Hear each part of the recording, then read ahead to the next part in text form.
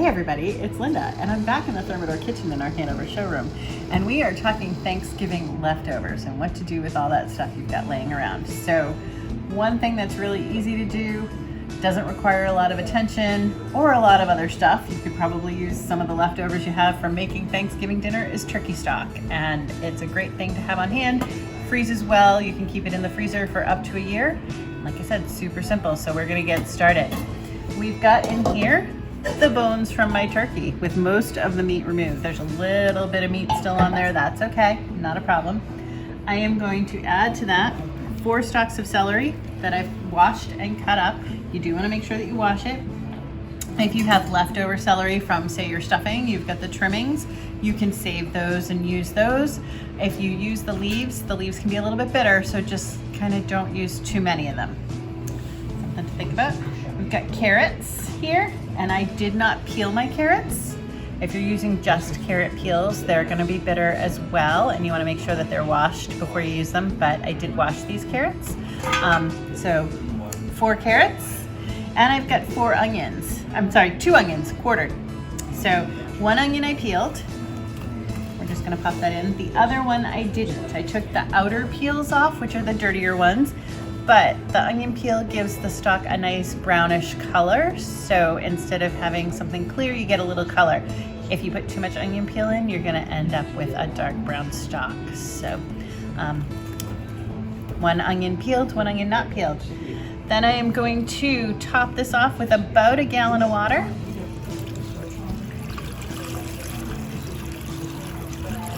We want to make sure that everything in the pot is covered,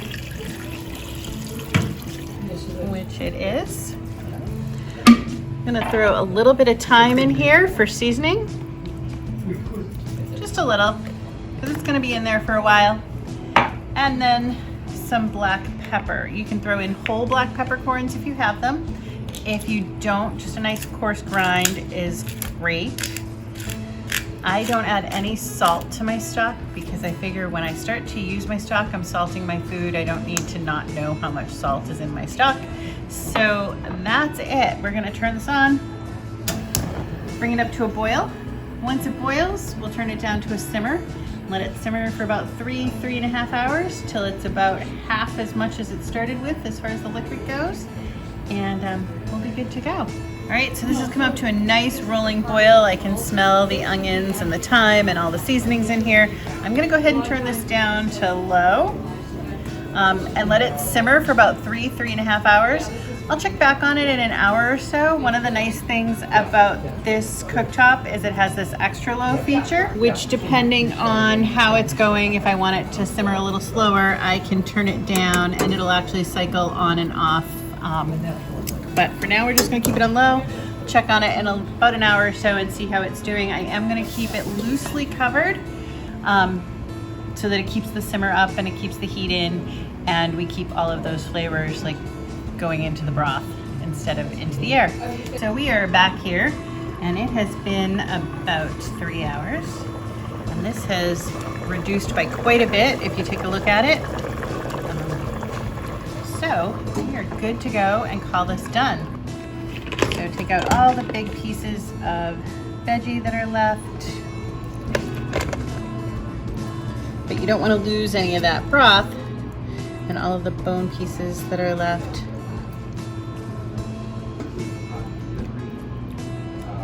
So I don't know if you can see that as I'm pulling some of the big stuff out, I'm also getting some smaller bits of bone. As it cooks, some of those meat pieces kind of dissolve away and the littler bones kind of break free. So you definitely want to make sure that you strain your broth.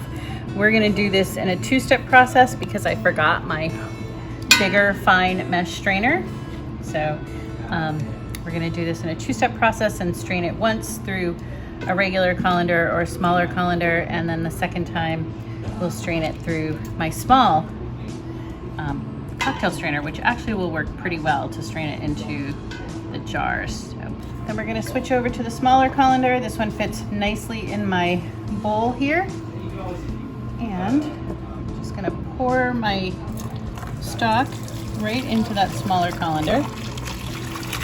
And you can see that I definitely missed some of those larger bits. That's quite all right. This has a nice pour spout, so it'll work. I'm going to very carefully pour this through my cocktail strainer.